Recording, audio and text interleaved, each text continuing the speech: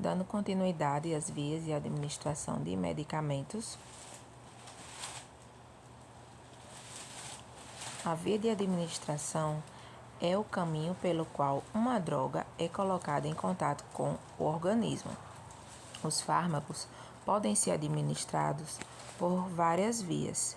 Via oral vai ter a absorção intestinal e a absorção sublingual. Via retal, via parenteral, que envolve as vias intradérmicas, via subcutânea, via intramuscular, via endovenosa. E outras vias, como inalatória, uso de gases utilizado para anestesias e medicamentos contra a asma ou qualquer problema respiratório, ocular, intranasal, dérmica, vaginal, por exemplo, droga para induzir o trabalho de parto.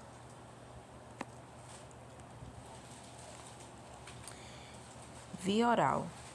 Observação: a medicação via oral não é indicada em clientes ou pacientes que apresentam náusea, vômitos e dificuldades de deglutição ou que estejam em jejum para a cirurgia.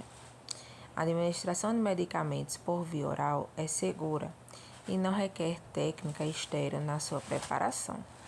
Nessa via, os medicamentos podem ser na apresentação de comprimidos, drágueas, cápsulas ou líquidos. São absorvidos principalmente no estômago e no intestino. A via sublingual. Essa via é utilizada para aplicar medicações em algumas urgências, como, por exemplo, medicações para precordialgia e para hipertensão. Os medicamentos sublinguais seguem o mesmo procedimento empregado para aqueles de via oral, exceto que a medicação deve ser colocada sob a língua. Via retal. Muitos medicamentos que são administrados por via oral podem também ser administrados por via retal, em forma de supositório. São receitados quando a pessoa não pode tomar o medicamento por via oral. O paciente ele não pode fazer uso via oral, devido à presença de náuseas e vômitos, impossibilidade de engolir, algumas restrições à ingestão, como ocorre em seguida a uma cirurgia. Via parenteral. Os medicamentos administrados por via injetável têm a vantagem de fornecer uma via mais rápida, quando a via oral é contraindicada, favorecendo assim a absorção mais rápida.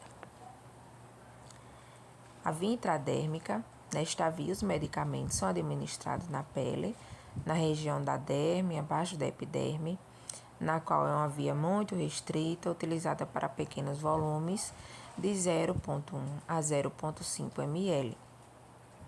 É usada para reações de hipersensibilidade, como provas de PPD, tuberculose e sensibilidade de algumas alergias. O local de aplicação mais utilizado é a face interna do antebraço. É também utilizada para a aplicação de BCG, que é a vacina contra a tuberculose, sendo de uso mundial a aplicação ao nível da inseção inferior do músculo deltoide. Via subcutânea. Na via subcutânea ou hipodérmica, os medicamentos são administrados debaixo da pele, no tecido subcutâneo. Nesta via, a absorção é lenta através dos capilares e de forma contínua e segura. É usada para a administração de vacinas, como antirrábica, antissarampo, anticoagulantes, heparina e hipoglicemiantes, insulina. O volume ele não deve exceder 1 ml. Via intramuscular. Não esquecer que esse volume irá depender da massa muscular do cliente ou paciente. Quanto menos a dose aplicada, menor o risco de possíveis complicações. Permite que você injete o medicamento diretamente no músculo em graus de profundidade variados. É usado para administrar suspensões e soluções oleosas, garantindo sua absorção em longo prazo. Devemos estar atentos quanto à quantidade a ser administrada em cada músculo. É necessário que o profissional realize uma avaliação da área de aplicação, certificando-se do volume que esse local possa receber. Porque nessa via intramuscular existem vários locais de aplicação: vasto lateral da coxa, deltoide, dorso glúteo e ventroglúteo. Então, cada local desse existe uma quantidade de medicamento que pode ser administrado. E sempre levar em consideração o biotipo do paciente. Se é um paciente que é mais magro, que tem uma baixa quantidade de massa muscular, então o procedimento ele tem que ser feito, tem que ser adaptado, né, para esse paciente. Tem que realmente escolher uma via que seja mais adequada e o local, né, se for a via IM, intramuscular, que a escolha do grupo muscular seja o grupo muscular que tem uma absorção melhor, de acordo com o biotipo do paciente. Via endovenosa é a administração de medicamento diretamente na corrente sanguínea, através de uma veia. A administração pode variar desde uma única dose até uma infusão contínua. Como o medicamento ou a solução é absorvido imediatamente, a resposta do paciente também é imediata. A biodisponibilidade instantânea transforma a via EV na primeira opção para administrar medicamentos durante uma emergência. Como a absorção pela corrente sanguínea é completa, grandes doses de substâncias podem ser fornecidas em fluxo contínuo. Indicam-se diluições em seringas de 10 e 20 ml, ou seja, com 10 ou 20 ml de água destilada. Para medicamentos com altas concentrações, indicam-se diluições em frascos de soluções salinas, como por exemplo o soro fisiológico 0,9% ou o glicosado, que é a 5%.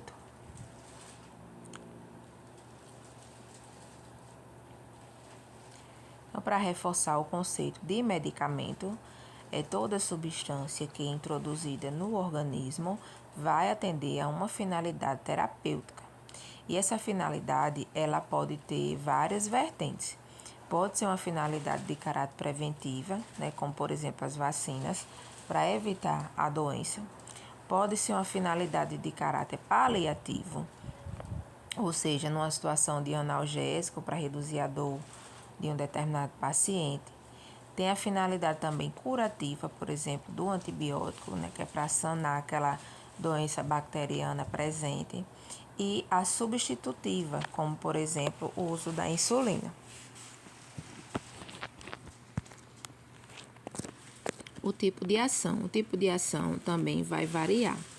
A ação ela pode ser local, que age no local de aplicação, como por exemplo a pomada, né, numa pele íntegra, ela vai gerar, a ação dela vai ser a nível local.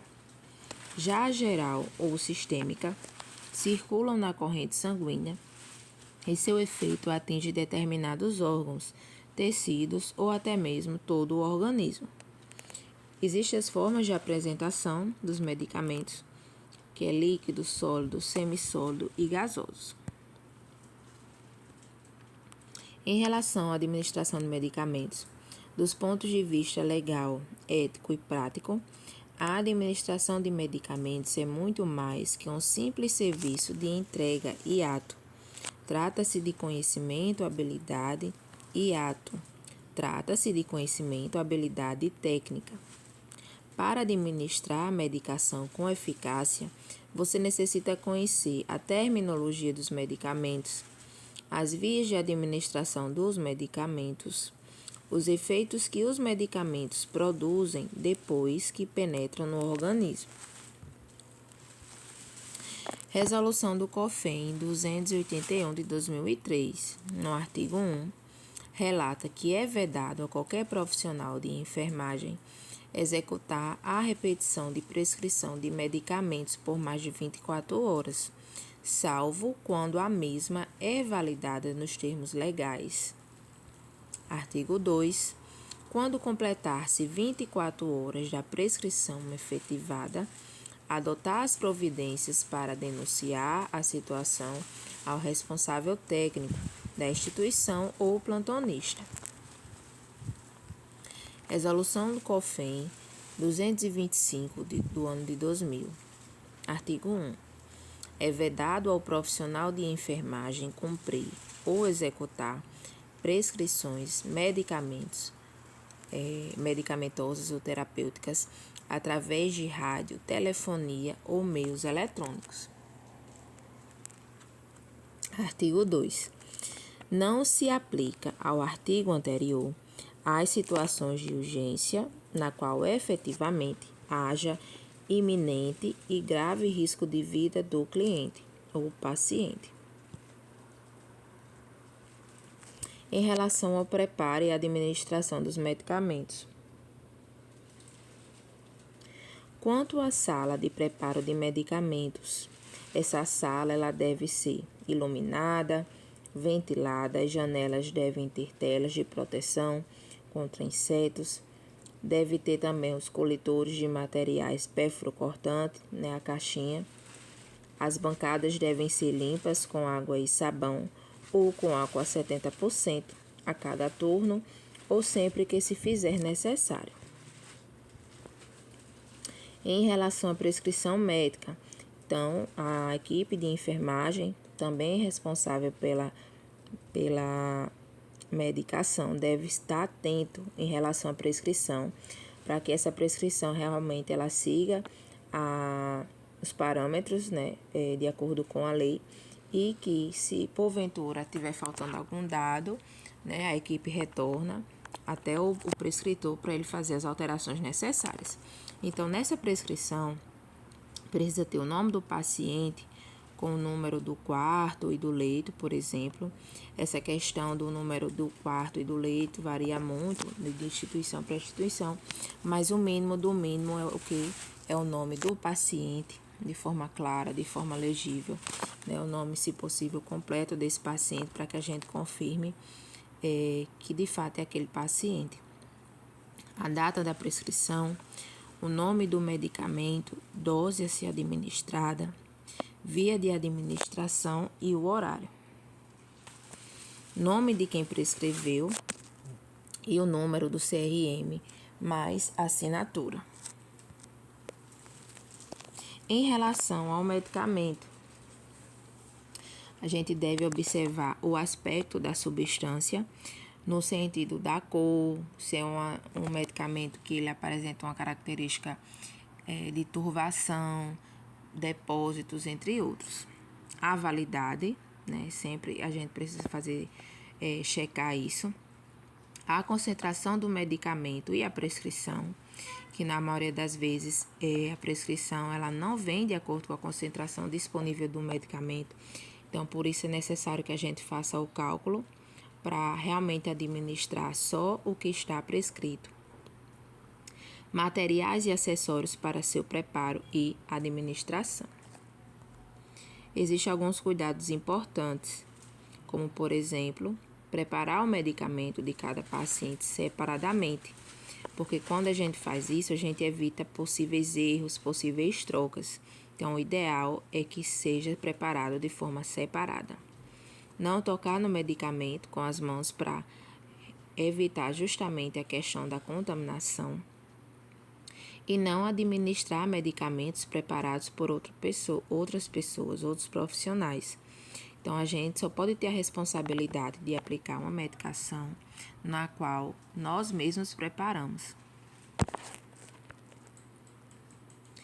Aqui é uma descrição dos 5 certos da medicação. Atualmente tem os 5 certos, tem os 9 certos, 11 certos, que são sequências, são tópicos que enfatizam a forma com que a gente sempre deve checar para que reduza os riscos de erros de medicação. Então, por exemplo, no caso dos 5 certos da medicação, envolve medicação certa, dose certa, via certa, hora certa e o paciente certo. Existem as abreviaturas que estão relacionadas às unidades em si, a forma da concentração dos medicamentos, e é necessário que a gente saiba o que cada abreviatura quer dizer, principalmente para a gente ter a noção exata, né, do valor da concentração e fazer as alterações para uma necessidade de um cálculo, a gente saber como conduzir. Então, é importante saber todos esses detalhes, né? cc ou ml ou centímetro ou cm3 envolve centímetro cúbico ou mililitro. O I significa unidades internacionais, GT gota, CGT conta gota, MGT microgota, G de grama, MG miligrama, CP ou comp de comprimido. Em relação à administração de medicamentos por via oral, deve ser necessário fazer a identificação da medicação após o preparo, utilizando fita adesiva e checando os 5 certos, como já visto: leito, nome, medicação, via e horário. Leve a medicação preparada na bandeja ou em uma cubarrim. Não deixe o medicamento com o paciente, pois ele não pode ser o responsável pela sua automedicação. O responsável é você, ou seja, o profissional que está atuando. Existe o procedimento checando o horário da medicação administrada. Deixe em ordem o local de preparo da medicação e lave novamente suas mãos. Então, sempre lembrar a importância da higienização das mãos, que deve ser feito antes e após qualquer tipo de procedimento. Sempre lembrar que devemos explicar ao paciente o procedimento que vai ser feito, nesse caso da administração de medicamento, qual o nome da medicação, para que ela é indicada, porque ela foi indicada, possíveis reações que o paciente possa vir a ter, tudo isso deve ser informado. E após a administração, deve checar no prontuário do paciente, relatando que foi feita a administração de tal medicação no horário prescrito. Caso o paciente venha a ter alguma reação, é importante também que a gente faça essa anotação no prontuário, explicando qual foi a reação dele e a conduta da equipe. Então, toda e qualquer informação sobre o paciente, sobre o procedimento, sobre qualquer alteração que venha a surgir, deve ser anotado no prontuário. Em relação à via sublingual, a medicação que é prescrita por via sublingual não deve ser engolida. Estas medicações agem rapidamente devido à abundante vascularização da mucosa oral. Nesse procedimento, solicita-se que o cliente abra a boca e repouse a língua no palato. A seguir, coloca-se o medicamento sob a língua, em comprimidos ou gotas. O cliente deve permanecer com o medicamento sob a língua até a sua absorção total. Nesse período, a gente orienta para que o paciente ele evite conversar e também ingerir, né, não pode ser ingerido líquido ou alimentos. Em relação à administração de medicamentos por sonda nasogástrica, é muito utilizada em pacientes que por algum motivo estão impossibilitados de deglutir. Antes de realizar o procedimento, é necessário que se teste a sonda, pois a mesma poderá estar em um local impróprio e, com isso, podendo causar um dano maior sobre a saúde do paciente. Então, em relação ao procedimento, ajudar o paciente a ficar em posição de Fowler, testar a sonda. Se comprimido, deve ser feito a dissolução dele, a diluição antes. O medicamento deve ser injetado de forma lenta. Após a administração, deve ser injetado de 30 a 50 ml de água. Se for criança, somente de 15 a 30 ml. Após a administração, deve-se fechar a sonda. Em relação à administração de medicamentos parenterais, o termo parenteral provém do grego para, ao lado, e enteros, tubo digestivo, significando a administração de medicamentos ao lado do tubo digestivo ou sem utilizar o trato gastrointestinal. E para isso é necessário alguns materiais, como por exemplo, seringas, agulhas, álcool, algodão, luvas de procedimento, local para o descarte do pérfuro cortante e o local também reservado para aplicação, que mantém a privacidade do indivíduo, ou seja, do paciente.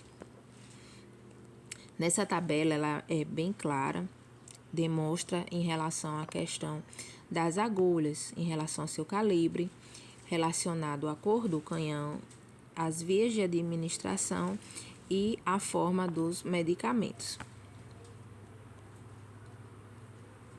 Aqui também o tamanho das seringas, né? Seringa de 1, de 3, de 5, 10 ou até 20 ml.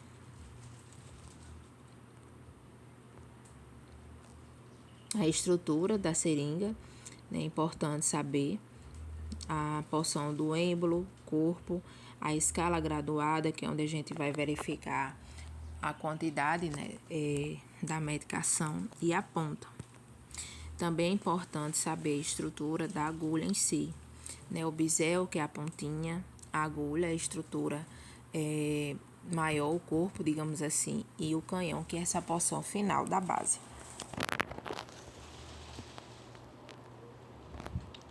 Em relação à via intradérmica, limpe a superfície ventral do antebraço com algodão embebido em álcool e espere a pele secar.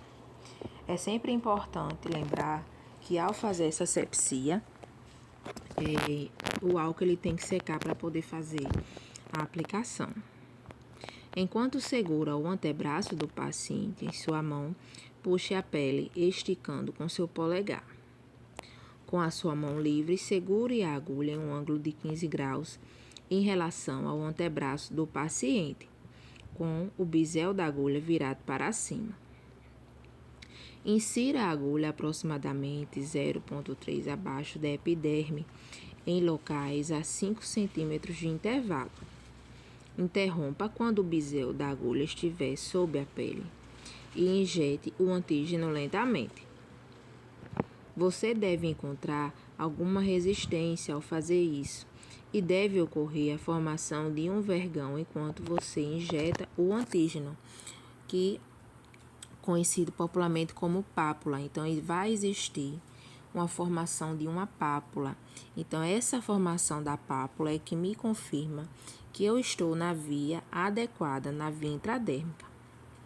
Retire a agulha na mesma angulação em que tenha sido inserida. Então, isso é muito importante. A retirada da agulha vai ser sempre na mesma angulação que ela foi inserida. Isso seja para qualquer via das parenterais. A gente segue esse princípio. Aqui na imagem, demonstrando bem, na imagem abaixo, a formação da pápula, né, que é o que indica realmente que a agulha está na via correta.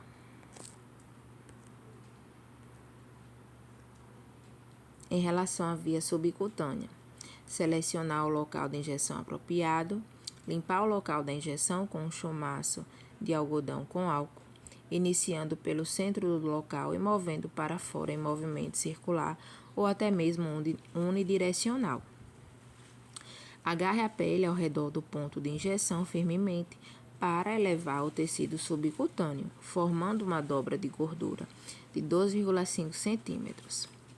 Posicione a agulha com o bisel para cima.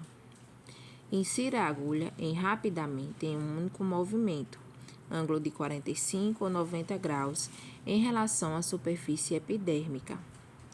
Libere a pele do paciente para evitar a injeção da medicação em um tecido comprimido e irritar as fibras nervosas. Após a injeção, remova a agulha delicadamente, mas de forma rápida, na mesma angulação utilizada para a inserção, e cobrir com um chumaço de algodão. Aqui na imagem, relata os pontos que podem ser utilizados para as aplicações via subcutânea, né? A face do braço, região de abdômen, na região das nádegas e coxas, sempre procurando a face ou interna ou externa, mais voltada para a questão da gordura. Então, sempre tem que fazer essa análise no paciente. Realmente, a gente precisa pegar ali para verificar se está na região de gordura. Via endovenosa. Escolher a veia, garrotear, sem compressão exagerada, acima do local escolhido. Pedir ao paciente para fechar a mão e manter o braço imóvel. Fazer uma antisepsia ampla no sentido de baixo para cima. Expelir todo o ar da seringa com a mão esquerda. Esticar a pele, fixar a veia e segurar o algodão embebido em álcool. Colocar o bisel voltado para cima. Segurar o canhão da agulha com o dedo indicador da mão direita e a seringa com os demais dedos. Introduzir a agulha e, após o refluxo de sangue na seringa, pedir para o paciente abrir a mão e, com a mão esquerda, retirar o garrote. Administrar a medicação, retirar a agulha e comprimir com algodão embebido no álcool sem massagear.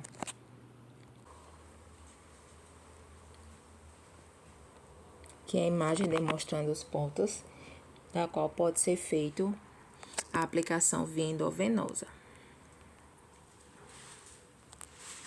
Em relação à administração na via intramuscular, escolha um local adequado para a injeção, limpe a pele com algodão e álcool e aguarde a pele secar. Com os dedos polegar e indicador da sua mão não dominante, agarre suavemente a pele do local da injeção. Posicione a seringa em um ângulo de 90 graus em relação à epiderme. Insira a agulha rápida e firmemente através das camadas dérmicas profundamente até o músculo. Após a injeção, remova a agulha em um ângulo de 90 graus. Massageie o músculo relaxado para ajudar a distribuir a medicação e ajudar a promover a absorção. As agulhas indicadas geralmente 25 por 7 ou por 8 ou 30 por 7 ou por 8. O volume máximo que devemos administrar pela via intramuscular deve ser compatível com uma estrutura muscular. Atenção, região do deltoide 2 ml e região dorso glútea 4 ml. 4 a 5, dependendo da literatura. Vasto lateral da coxa até 4 ml e ventro glútea até 4 ml. Aqui nas imagens descreve exatamente os locais de aplicação intramuscular. Músculo deltoide, na região dorso glútea, que é no quadrante superior externo. O músculo da face anterolateral da coxa, que é o vasto lateral, na qual essa aplicação ela é feita no terço médio do vasto lateral. E o músculo ventroglúteo.